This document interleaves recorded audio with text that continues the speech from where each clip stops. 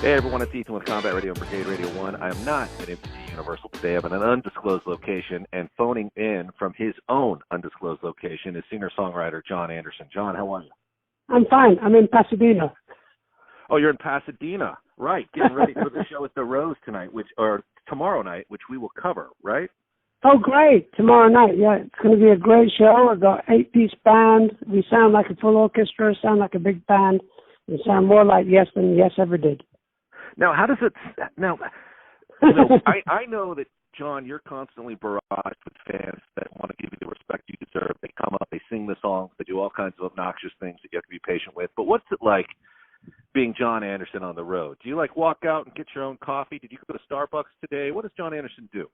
No, I have 3 minders and my wife.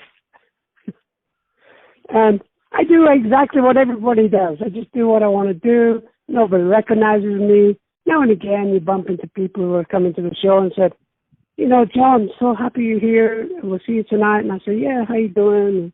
I'm a very cool, unassuming person. Yeah, that we know. But it's interesting. There's something about you. If you were to walk in a room with people, they would look at you and think, there's something about this guy. He's not like the rest of us. And I'm just... It's good to hear that you actually make your own coffee and get your own groceries. Oh, gosh, I cook and make breakfast in bed with me and my wife because we love that. And, I just walk around and I look a bit of a hippie now and again, so people look at me sometimes, but they don't know who I am, really. Yeah. Well, is life good these days? I mean, you've accomplished so much. What do you do? What's the Anderson philosophy on how to get through a Wednesday? Just make sure you have a nice breakfast, go for a long walk, and just get ready for a show. But think about what I'm going to do when I get home next week. I've got music to do, projects to finish. I've got about 5 projects I've been working on for 10 years now. I've got to get them finished. Drive me crazy. Yeah, is it one of those things where you say, look, 10 years, that's okay, but if this goes into its 11th year, we're going to have a problem? No, I think I've got another 20 years to go. Janie, my wife, said to me, "You're not going to, die soon." I said, "No, probably around 102, I think." I don't know if this is sacrilegious to tell you or not. I never know how musicians we deal with feel about people talking about their own music. But when I was a kid, I thought, even prior to me working at Warner Brothers, as a kid, I thought, well, Big Generator is one of the best albums I've ever heard. And I don't know if that's upsetting or what, but I actually loved that record. Excellent. It's interesting that people come to me and say, Gates of Delirium from Relayer, the most amazing piece of music ever. Awaken, one of the great pieces of music and stuff. Now you're saying Big Generator. And I'm always thinking, well, this album that I've got coming out soon, called 1,000 Hands, is the best one I've ever done. Really? So, you always believe in everything you do, or else you wouldn't really record anything. It'd be silly. I'm going to go in and make a record. It's not going to be very good. You don't think that way. You always think you're doing your best work coming up, of course. Well, I would like to play some of the tracks off the new record so the audience can embrace what you're doing.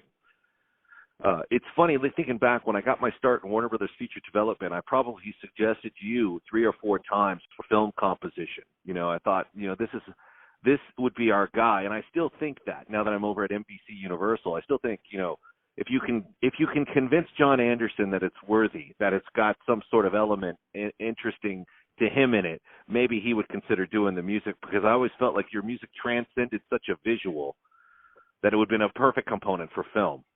That's interesting, because I always think that I'm writing music and I'd love to write for film. And that's how I met my wife. She was working for Ron Howard, and they didn't want any music that I was doing at the time, but I got the girl, which is cool. What's your favorite movie of all time? Oh, boy. I've got a list, actually. I watch them every year. Lawrence of Arabia, Citizen Kane, The Magnificent Ambersons, and if I get the chance, I'll watch The Godfather. Godfather, 1 and 2. Do you have time on the road to watch things like Lawrence of Arabia?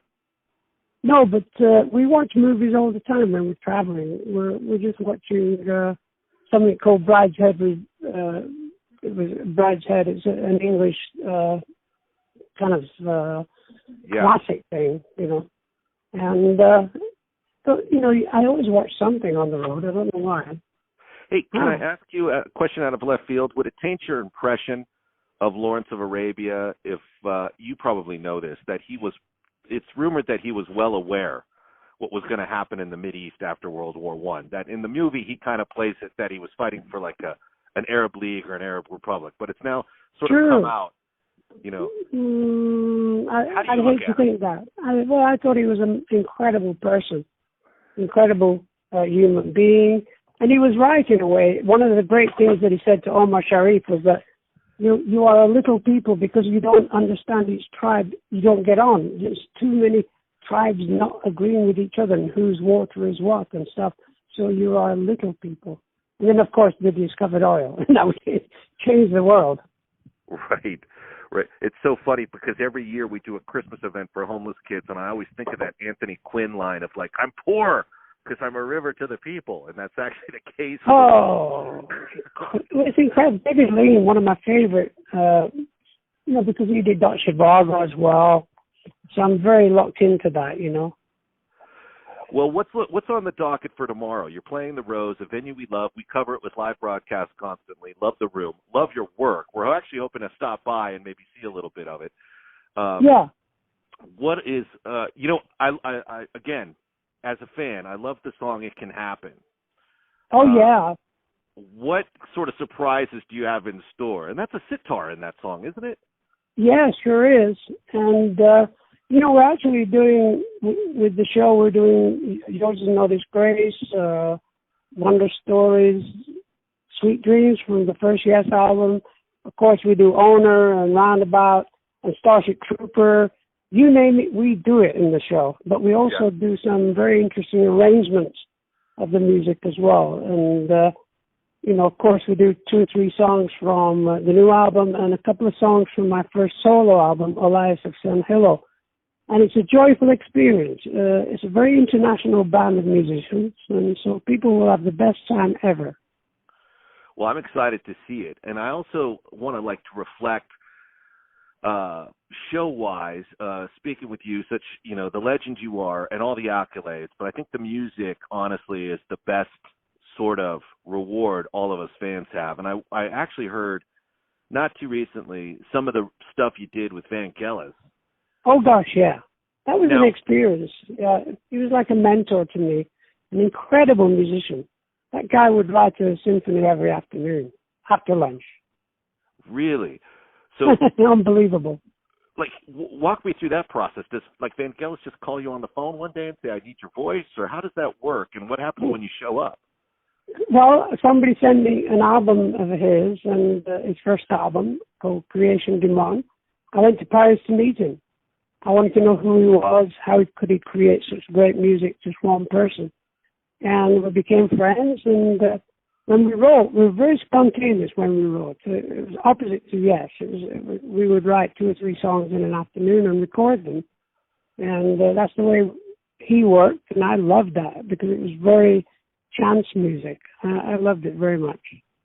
Now, also, what was it like? Give me a funny story with Vangelis. Like, what's a moment that humanized him for you? Well, he wanted me. I was in L.A., and he was in New York, and he never flew. It kind of freaked me out that he was actually in New York. And he said, I have to go to London.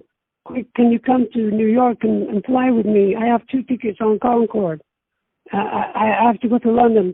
You know, some guy thinks I stole the song, The Chariots of Fire, but I never did. I would never do that. So I said, Vangelis, could you repeat that? So eventually I flew to New York, and he was very, very upset. But, you know, eventually I got into the airport. He didn't want to go. I can't go on the plane. It's too small. He says, the Concorde. Oh, I can't go on. And he's sitting in a seat near the door of the Concorde. And all of a sudden, Princess Margaret walks by with her entourage and gets on the plane. And I said, Vangelis, you're going to cause an international incident here. And he said, was that Princess Margaret? He got on the plane. He just a twit. I got to go now, by the way, so I'm sorry. Oh, that's okay. I understand you're pressed for time. Quick question. Hey. In closing, we do a campaign here at the station to help wounded combat veterans. Excellent.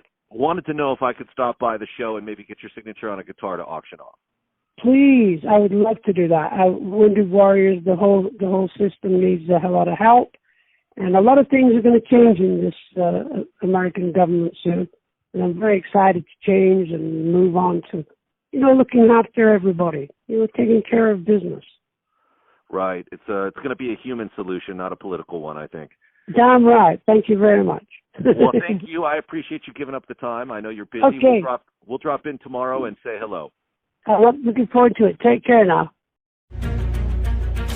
Your road to redemption is paved with tombstones. No quarter, kill all masters. Go to noquarterkillallmasters.com. Rated R.